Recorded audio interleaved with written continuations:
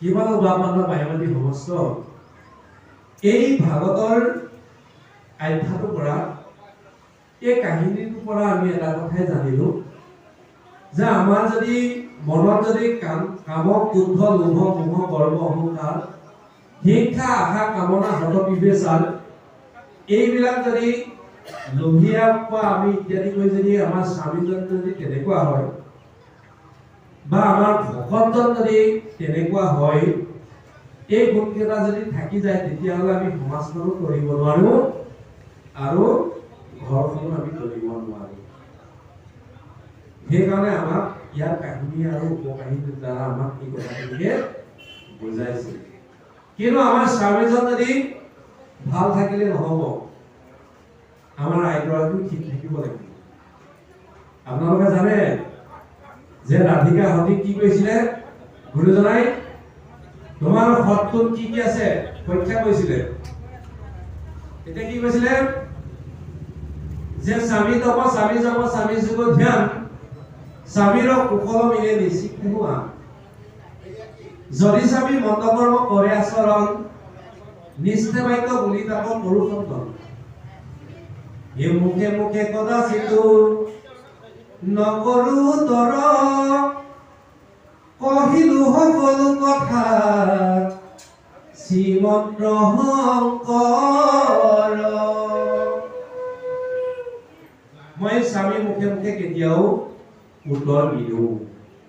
আপোনালোকে যদি কোনোবাই দিয়ে তেতিয়াহ'লে ঘৰখন শান্তি লাভ কৰিব নোৱাৰিব। স্বামী কলো সুধি কলো নকৰো মন স্বামী কলি দিয়া অন্ন নকৰো ভোজন। মই স্বামীক নুসুধি কলো কেনিও গমন নকৰো আৰু স্বামীক নিদিয়াকে অন্ন কেতিয়াও গ্ৰহণ নকৰো। কোনোবাই যদি আগতীয়াকে খাই মেলি স্বামীজনক যদি পিছত বনাম বুলি থাকে আৰু খাবা খুব মানে নিজে যদি আইগৰাকী যদি বা ৰান্ধনীগৰাকী যদি ভালকে পেটটো ভৰি থাকে বাকী সকলে বনাই আৰু বনাব লাগে মানে বনাই। সেইকাৰণে মানে জুতি ফুটি ভাল নহয় তেতিয়া আমি প্ৰমাণব ভাবিছো। সেইকাৰণে এই মানে আইগৰাকীয়ে আজি যুৱত আগৰ আৰু কিছু লক্ষ্য আছে। চাকৰি সূত্ৰে খাব লাগিব, কিছুমান বুজাবুজিৰ ক্ষেত্ৰত ঘৰখন শান্তিময় কৰিব পাৰি। কিন্তু যদি আগতীয়াকে যদি খাই মেলি থৈ দিয়ে স্বামীজন যদি ঘৰতে থাকে তেতিয়াহ'লে অকণমান অসুবিধা হয়। আৰু ক'বালে যদি যাওঁতে যদি কেনিবা যাব সময়ত যদি স্বামীজনক যদি কৈ নাথাকে কৈ থৈ নাযায় তেতিয়াহ'লে ঘৰখন অশান্তি হ'ব। সেই কথাখিনিকে মানে সৎগুণৰ পৰিমাণটো ইয়াত দেখুৱাইছে। সেইকাৰণে আমি এই কথাখিনি জানিবলৈ হ'লে আমাৰ ঘৰ পৰাই আইগৰাকীক সংস্কাৰমুখী কৰিব লাগিব।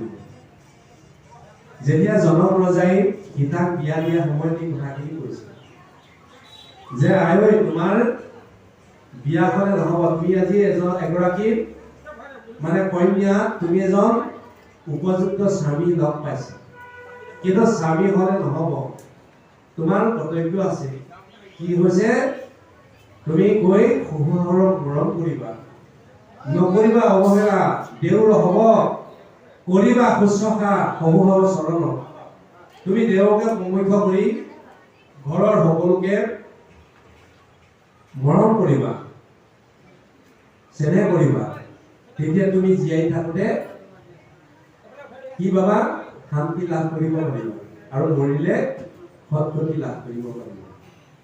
এই কথাখিনি আমি সংস্কাৰমূলক কথাখিনি আমি ঘৰতে শিকাই দিব লাগিব। তেতিয়াহে আমি সিখন ঘৰো আমি বা আমাৰ আইগৰাকী ভক্তি মুক্তি মানে কৰিলেহে আমি তেতিয়া ঘৰখনত শান্তি লাভ কৰিব পাৰিম।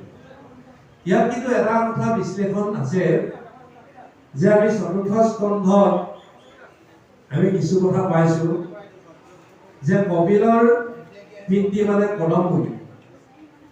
কদমমুনিয়ে যেতিয়া বিবাহ কৰিছিলে, যেতিয়া ব্ৰহ্মাই কদমমুনিক মানে আজ্ঞা দিছিলে যে তুমি পুত্ৰ সন্তান জন্ম দিয়া তেতিয়া তেওঁ কদমমুনিয়ে কি কৰিছিলে 10,000 বছৰ তপস্যা কৰিছিল 10,000 বছৰ তপস্যা কৰাৰ পিছত ভগৱন্তই কদমমুনিক দেখা দিলে তেতিয়া কদমমুনিক কৈছে যে তুমি মোক কিয় কাৰণে তপস্যা কৰিলা তেতিয়া কদমমুনিয়ে তোমাক কি বল লাগে কোৱা তেতিয়া কদমমুনিয়ে কৈছে যে হে প্ৰভু মোৰ পিতৃ আদেশত মই পুত্ৰ সন্তান জন্মৰ কাৰণে মানে এগৰাকী মানে নাৰী দৰকাৰ হৈছে কন্যা দৰকাৰ হৈছে আৰু আপোনাক তপস্যা কৰা উদ্দেশ্যটো হৈছে এগৰাকী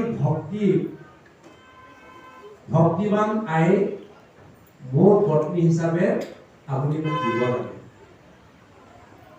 তাৰমানে এগৰাকী যদি ভক্তিমতী যদি আই পায় তেতিয়াহ'লে কি হ'ব এজন মানে সুপুত্ৰ জন্ম হ'ব যেনেকৈ সাৰুৱা মাটিত ধান শস্য ভাল হয় ঠিক ভক্তিমতী আইগৰাকী মানে গৰ্ভতহে ভগৱন্তৰ বা ভগত স্থিতি লাভ কৰিব পাৰে আৰু তুমি 10,000 বছৰ এগৰাকী কন্যাৰ কাৰণে তুমি তপস্যা কৰিব লাগে